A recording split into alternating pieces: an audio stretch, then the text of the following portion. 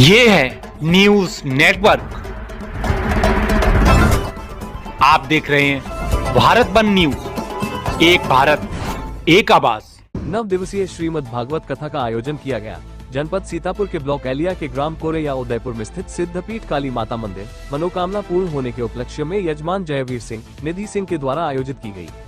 9 दिवसीय श्रीमद् भागवत कथा मंदिर के पुजारी राजेंद्र सिंह सोमवंशी ने बताया कि यहाँ जो भी भक्त सच्ची श्रद्धा और विश्वास से आता है, माता रानी उसकी सारी मनोकामना पूर्ण होती। श्रीमद् भागवत कथा में पधारे राष्ट्रप्रेरी पवनेश जी महाराज, अंतर्राष्ट्रीय कथा व्यास संस्थापक, राष्ट्रीय अध्यक्ष, भारतीय हिंदू परिषद के द्वारा कथा के 7वें दिवस में श्रीमद् भागवत के दशम स्कंद के अंतर्गत श्री कृष्ण जन्मोत्सव की कथा सुनाई और बताया कि मथुरा के राजा उग्रसेन अपनी प्रजा का बहुत ख्याल रखते थे और उनके राज्य में सिंह और बकरी एक घाट पर पानी पीते थे।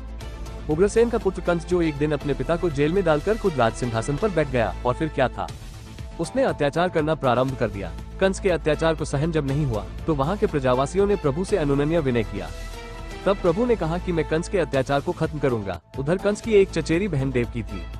कंस अपनी बहन से बहुत प्रेम करता था। उसकी शादी वासुदेव से की। जब अपनी बहन को विदा करने अपने रथ से जाने लगा तब आकाशवाणी हुई कि हे कंस, जो तुम अपनी बहन को इतने प्यार से विदा करने जा रहे हो, उसी बहन के 8वें पुत्र के हाथों तुम्हारी मृत्यु होगी।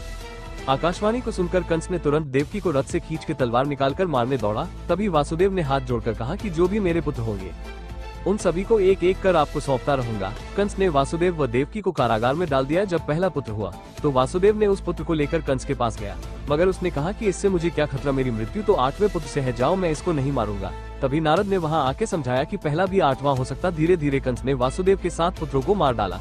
भादौ की अष्टमी रेवती नक्षत्र में श्री कृष्ण भगवान का अवतार हुआ। कथा को सुनकर श्रोतागण मंत्रमुग्ध हो गए। रिपोर्ट गोकरण प्रसाद।